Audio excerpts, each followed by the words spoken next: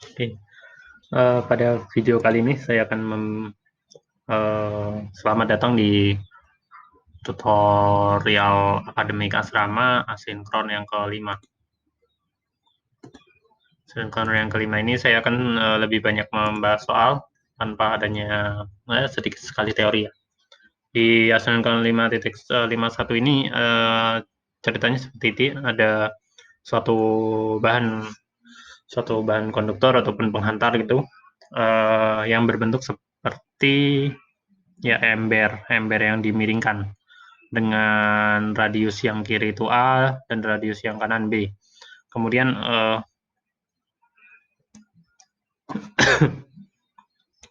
dia memiliki rho atau resistivitas penghantar itu 731 ohm meter.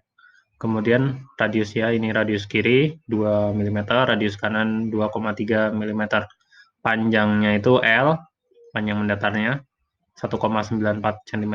Kemudian asumsikan arus densitas arus itu uniform atau seragam yang melewati, jadi flow J itu rapat arus per luas yang dilalui oleh arus itu uniform.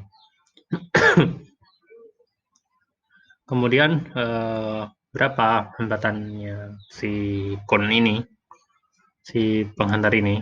Nah, cara pertama itu kita gunakan, kita tahu bahwa R penghantar itu rho L per A. Hambatan untuk penghantar ya. Rho itu resistivitas, L itu panjangnya L, A itu luas penampangnya. Nah, karena di sini luas penampangnya itu berbeda-beda, di sisi kiri itu pi A kuadrat, di sisi kanan pi B kuadrat, maka kita perlu mengambil elemen kecil yang warna merah ini. Yang warna merah ini dengan ketebalan, jarak ketebalan L-nya ini dx, ambil ketebalan itu dx, lalu dia punya jari-jari R. Jari-jari R misalkan. R jadi rho pi R kuadrat dx ya. L ini dx karena ketebalan kecil. Kemudian di sini menjadi dr. Nah, R ini apa kita definisikan? Ingat, R bisa kita lihat dari semacam persamaan garis. Persamaan garis miring ini bisa kita lihat yang kiri itu punya ketinggian A, yang kanan punya ketinggian B, dan jarak mendatarnya L, sehingga kita bisa buat persamaan yang menghubungkan R sebagai fungsi X. Nah ini R sebagai fungsi X itu R sama dengan A, seperti kalian bikin persamaan garis, yaitu A ditambah gradiennya. Gradien kali X. Gradien adalah ini Y per X kan, Y per X. Y-nya itu B minus A, Y. X-nya itu L, B minus A per L kali X. Ini adalah persamaan garis lurus. Nah, kita gunakan, dimasukkan ke dalam R kuadrat. Jadi rho per pi seper R kuadratnya ini, A plus B minus A per L X dalam kurung kuadrat dx. Kemudian kita tinggal integralkan saja. Ini bisa kalian misalkan U itu ini yang dalam kurung U, kemudian DU-nya itu sekian, maka integral dr rho per pi seper U kuadrat. Nah, dx-nya itu apa? Dx-nya itu LDU per B min A. Nah, ini integrasi sederhana. Hasilnya akan menjadi seperti ini. R sekian, nah kita masukkan batasnya. Batas atas itu, nah batasnya di sini. Karena X itu kita mulai dari sini, ujung kiri, dan sampai ke ujung kanan. Sehingga X0 itu di sini kiri, dan X akhir di kanan. Jadi 0 sampai L. 0 sampai L, batasnya. Kemudian ini ada minus. Ini ada minus, ingat, ada minus. Karena ini. Karena minus 2 ya. U pangkat minus 2 diintegralkan U pangkat minus 1 per seper min 1. Kemudian hasilnya ini tinggal ya, ini masukkan L akan hasil depannya akan seper B, masukkan 0 akan seper A minus. Nah, batas atas dikurangi batas bawah. Kemudian ini samakan penyebutnya, ini kan menjadi ini kali A, ini kali B, sehingga ini kali B, ini kali A. Jadi A minus B per BA. Dan A minus B itu sama dengan minus B minus A. sehingga minusnya hilang jadi rho L per pi AB. Atau kita gunakan hukum Ohm secara mikroskopik. Ingat, medan itu sama dengan J rapat arus kali rho. Selanjutnya, rapat arus itu kan I per PR kuadrat. Nah, I per PR kuadrat kali rho. Kemudian V itu kan minus integral E dot dr. Karena E-nya itu ke kanan ya, arusnya seragam, I-nya ke kanan, maka E-nya ke kanan, dot dengan dr. Dr-nya itu kan dx-nya. Sehingga tinggal E dx. Dari 0 sampai L. Integralnya I, rho, dan Pi konstan kita keluarkan dari integrasi. Kemudian 0 sampai L, ini ya integralnya sangat mirip dengan yang tadi. Ya 0 sampai L, kemudian ini lagi-lagi mirip seper A minus seper B. Kalau tadi jika tadi itu seper B minus seper A, ini seper A minus seper B karena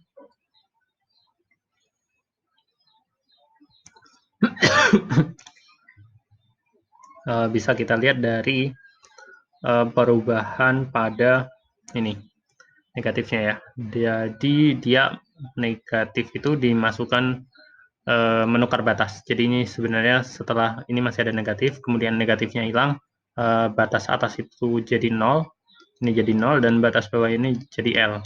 Sehingga batas atas dulu, 0 dulu yang dimasukkan. Ya, seper A minus seper B, seperti itu. Kemudian ya B minus A. Ini kan jadi A kali B, A kali B, ini B, ini A, B minus A, B minus A, A kali B. Oke, hasilnya akan sama VI rho L per IAB. Nah, hambatan itu apa? V per arus. Sehingga hambatannya rho L per IAB. Oke, selanjutnya, soal selanjutnya. Soal selanjutnya ini cukup tricky. Ceritanya ada suatu silinder piston. Silinder piston yang di dalamnya terdapat gas ideal yang dalam ruang tertutup. Nah, di bagian atas itu pistonnya itu bermassa M. Dia di dalam silinder piston, di dalam ruang silinder piston itu diberikan suatu resistor yang diberikan arus listrik. Nah, arus listrik resistor ini akan mendisipasi daya listrik. Nah, daya listrik ini dalam cerita ini akan semuanya disalurkan sebagai kecepatan gerak massa 12 kg ini. Nah, hukum termodinamika pertama itu untuk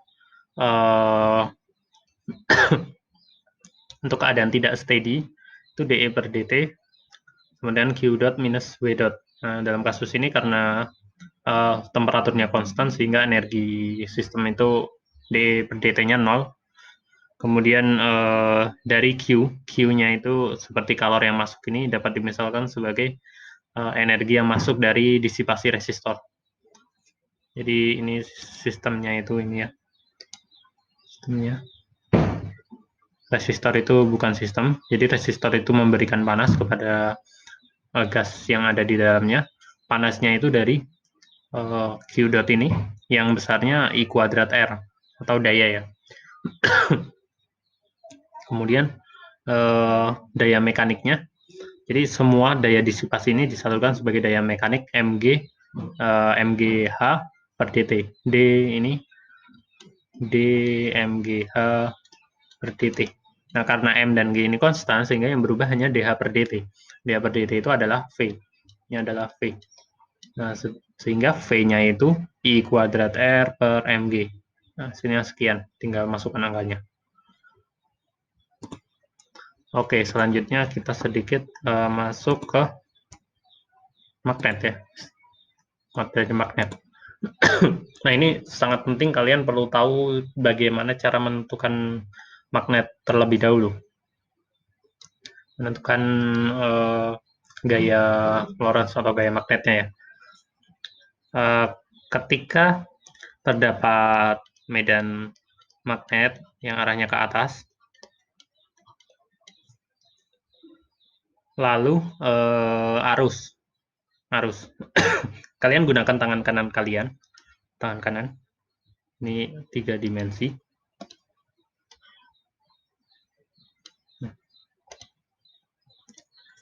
Tangan kalian, jari kalian, tangan kalian. Ini adalah B, B-nya ke atas ya, misalkan. Nah,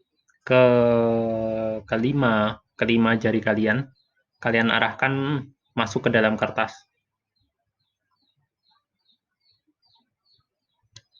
Nah, kalian arahkan masuk ke dalam kertas, telapak tangannya menghadap ke B. Telapak tangannya menghadap ke B, kalian arahkan. Ya, bisa masuk, bisa keluar ke dalam kertas. Kita lihat nanti arusnya. Misal arusnya itu masuk. Misal arusnya itu masuk ke dalam kertas. Maka, jadi acuannya gini.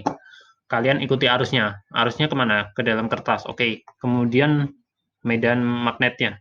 Medan magnetnya itu ke atas atau ke bawah. Ketika ke atas, maka telapak tangan kalian yang mengarah ke atas. Kemudian kalian pisahkan jari ibu jari kalian. Jadi, nah, lalu arusnya masuk ke dalam kertas. Kemudian B-nya itu sesuai telapak tangan kalian atau keempat jarinya ditekuk ke arah. Jadi agar tidak lupa F F F Lorentz itu I yang I itu skalar, maka dompleng di L, ikut di L dan kali B, cross B. Nah, jadi I-nya itu masuk, cross-nya itu kalian ikuti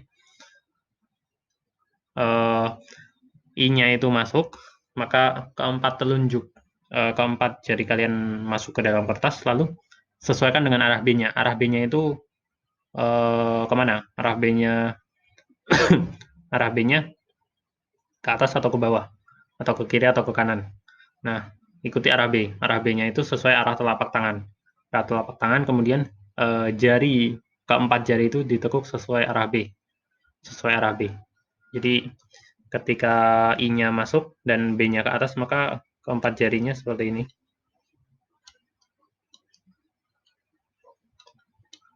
Empat jari. Nah, kemudian setelah keempat jari ditekuk ke atas sesuai arah B, maka berarti F-nya itu ke kanannya. F-nya. Kemudian misalkan I-nya ke kemudian misal I-nya ke kiri. I-nya ke kiri ini, IL-nya ke kiri. IL-nya ke kiri, maka keempat jari kalian arahkan ke kiri. Sesuai arah I. Kemudian B-nya kalian ikuti telapak tangan. B-nya itu ke atas, maka telapak tangan kalian ke atas. I-nya ke kiri, IL-nya. Maka telunjuknya kalian tekuk keempat jarinya sesuai B-nya. Berarti ke atas ya. Berarti ibu jari kalian akan masuk ke dalam kertas.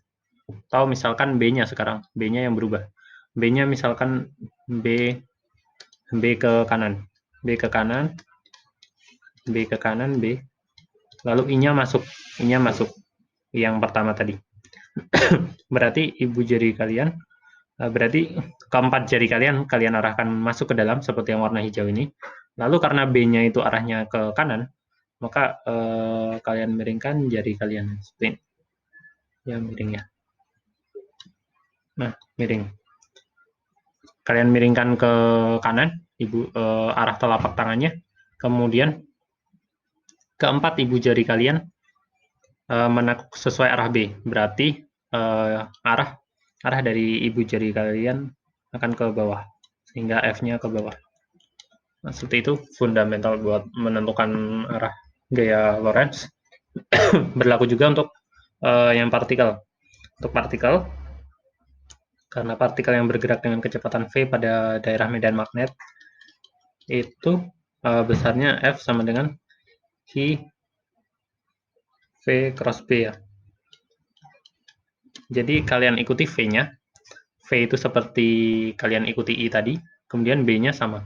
Di keempat telunjuk jadi kalian mengikuti V, kemudian medannya itu telapak tangan kalian, lalu kalian tekuk, lalu arah ibu jari kalian adalah arah dari F-nya.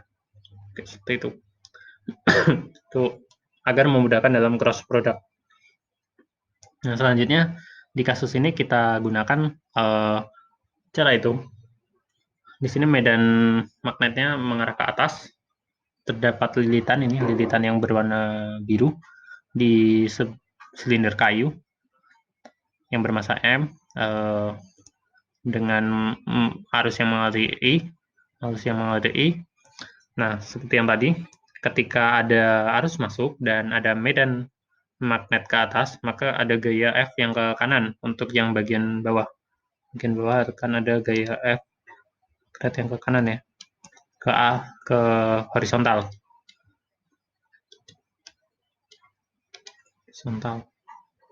Nah, sedangkan yang di atas, karena arusnya ini loop ya, berputar, maka yang di sini, yang di bagian kiri atas ini arusnya kan berkebalikan, sehingga keempat telunjuk jari kalian mengarah ke luar bidang.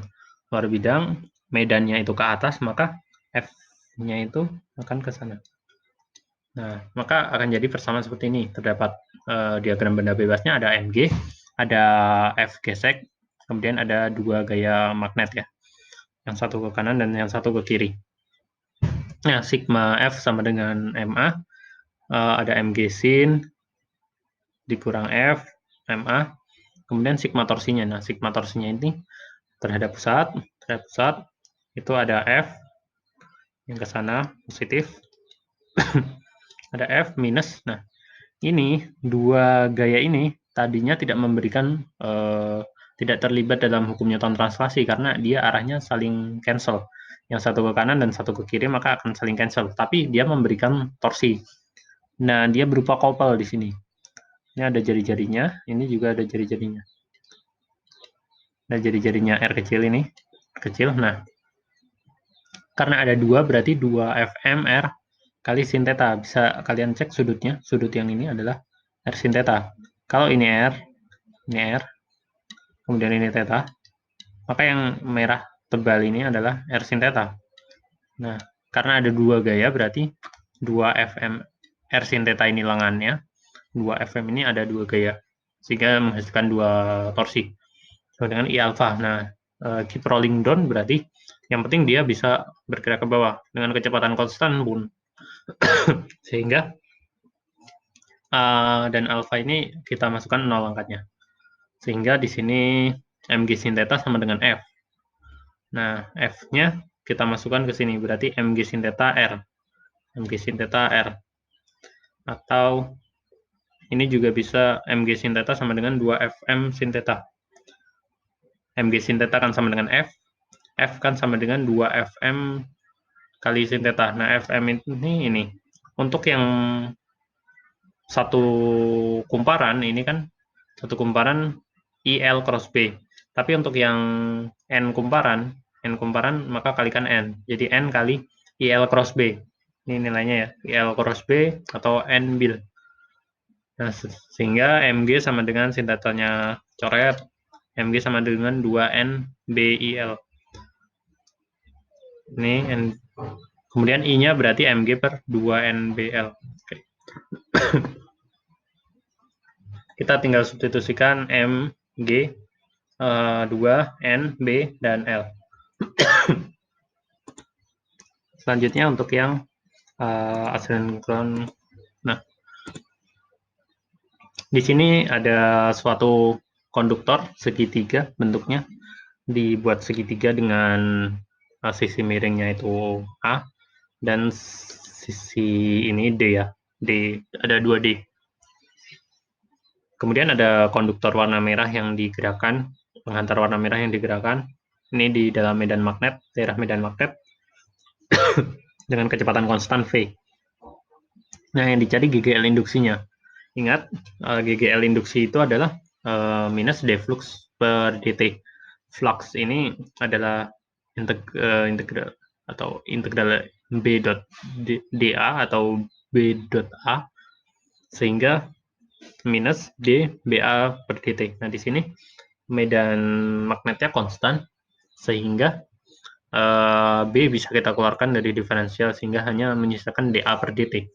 Nah, dA per dt ini kita lihat luasnya itu kan berubah dari yang awalnya, misal awalnya ini yang merah, kemudian kondisi akhir yang biru. Kondisi akhir yang biru misal. Nah, ini terdapat perubahan luas ya di sini. Ada perubahan luas. Nah, perubahan luas ini yang perlu kita cari. Kita misalkan karena sudut ini theta tetap, sudut ini, kita misalkan sin theta itu D dibagi A, depan dibagi miring. Kemudian A itu kita cari dengan sin theta ini. A itu X itu mendatar yang ditempuh kali X kali Y ya. X kali Y per 2, kan rumus segitiga. Tapi kalikan 2 lagi, karena segitiganya ada 2, atas dan bawah. Sehingga X kali Y per 2. Nah, Y itu apa? X tan theta. Y per X kan tan theta, sehingga Y itu X tan theta. Sehingga A itu X kuadrat tan theta. Ini A. Kemudian dx kuadrat tan theta per dt itu kita diferensialkan. Tan theta ini kan nilainya konstan, selalu sudutnya sekian, tidak berubah. Maka bisa kita keluarkan juga. Kemudian yang D, nih, dx kuadrat per dt. Nah, ini kita pakai dalil rantai. Dx kuadrat per dt. X kuadratnya kita turunkan, berarti jadi 2x. Tapi x-nya itu berubah terhadap t. Maka x-nya juga diturunkan terhadap t, dx per dt. Seperti ini. Dx per dt itu v. Jadi 2x v. Jadi jadilah ini samanya. Dx per dt itu v, jadi 2bv x tan theta. Nah, x tan theta ini kita kembalikan x tan theta itu y. Nah, y. Jadi GGL induksi ini bergantung pada b, v, dan y. Sedangkan b dan v ini konstan, jadi bergantung pada y. Lokasi y-nya dia itu berapa yang di sini. Lokasi menempel di segitiga hijau. Nah, ketika di titik paling ujung di kanan, berarti dia y-nya itu d. Berarti saat di y sama dengan d berarti 2bv d. Kemudian saat di awal di sini start kan dia belum punya y. Jadi 0. Seperti itu. Oke, cukup jelas mungkin. Selanjutnya soal terakhir. Terdapat kawat yang sangat panjang. Ini akan kawat, ingat hukum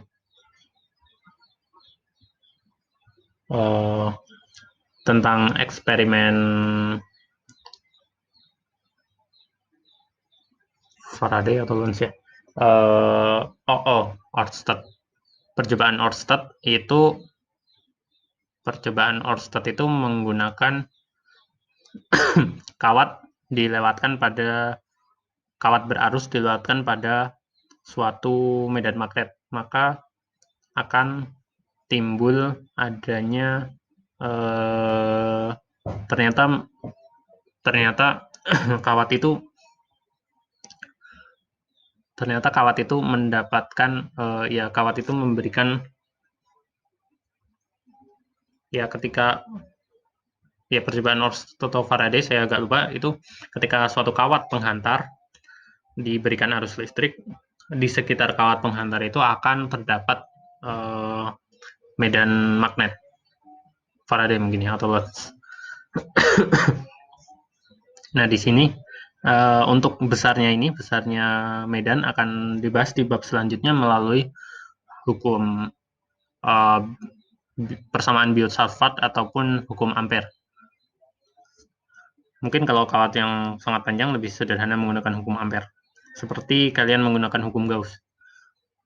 Jadi kolom pada listrik itu seperti Biot-Savart.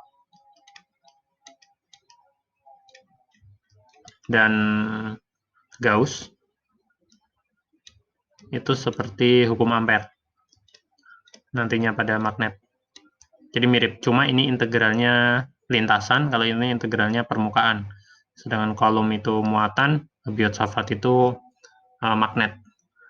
Oke, jadi kawat berarus mengalir ke kanan ya arusnya, maka kalian gunakan ibu jari kalian sebagai arah arus, kemudian keempat jari kalian mengelilingi mengelilingi kawat. Sehingga di bagian ini, di bagian persegi panjang akan mendapatkan medan magnet yang arahnya ke dalam, masuk ke dalam. Nah, sedangkan yang di bagian luar, di bagian atas akan mendapatkan medan magnet yang arahnya keluar bidang. Jadi melingkar. Kemudian kita diminta menentukan GGL induksi pada kawat persegi panjang ini diam, tetapi arusnya ini arus sebagai fungsi waktu. Ini bisa dilihat 3T kuadrat plus 2T plus 1. Sehingga bisa kita buat persamaan GGL sama dengan min deflux per dt, atau nilainya itu dBA per dt. Nah, A-nya itu kan konstan, dia diam, dan luas permukaannya tetap, sehingga A bisa keluar dari integrasi dB per dt. Nah, B ini terdiri dari mu0 I per 2πr. Mu0 dan 2πr itu konstan, sehingga bisa keluar dari integrasi A mu0 per 2πr. dI per dt. I-nya kan berubah terhadap waktu, sehingga A mu0 2πr dI dt kita turunkan I terhadap T. 3T kuadrat turunannya 6T, plus 2T itu turunannya 2, plus 1 turunannya 0, sehingga 6T plus 2. Nah, A-nya ini A-nya A persegi panjang. Jadi 2D dikali 3D. 2D dikali 3D ini 6D kuadrat, mu0, 2pi. Nah, R-nya ini kita ambil R rata-rata di tengah persegi panjang, yaitu jarak R-nya ya, di tengah. Berarti D ditambah 2D per 2, setengah ini panjangnya.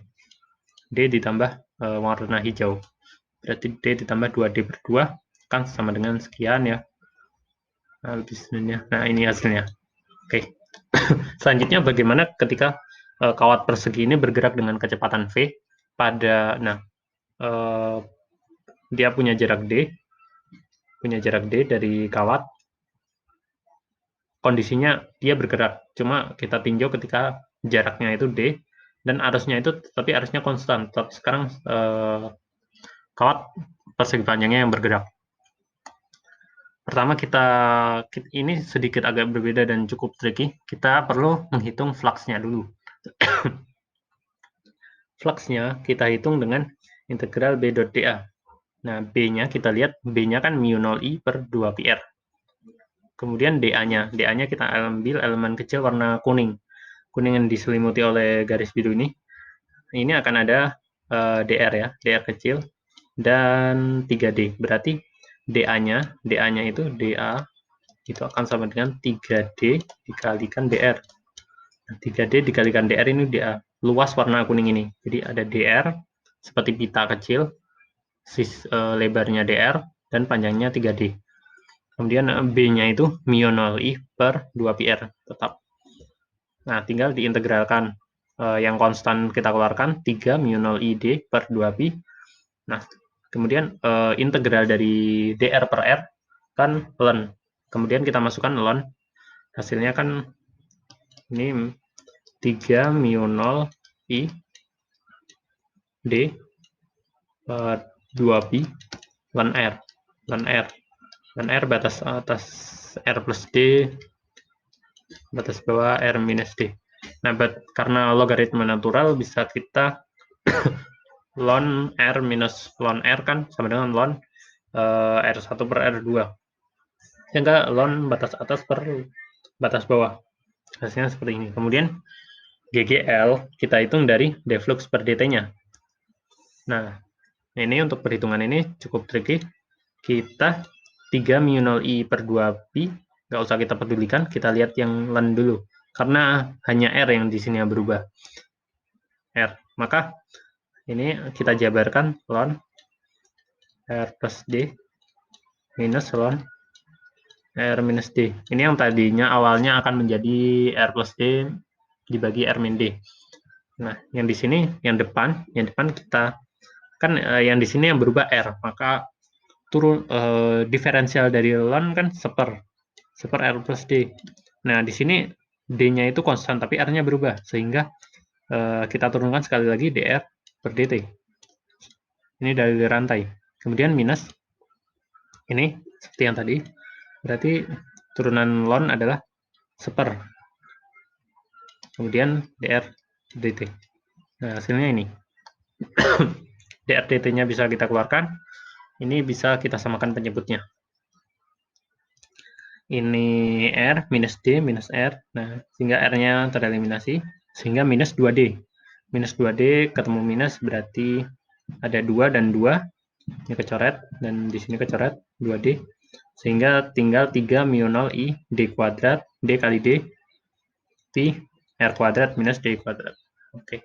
Itulah beberapa video pembahasan tentang sirkuit sederhana pada listrik dan materi introduction atau soal-soal pembuka untuk magnet.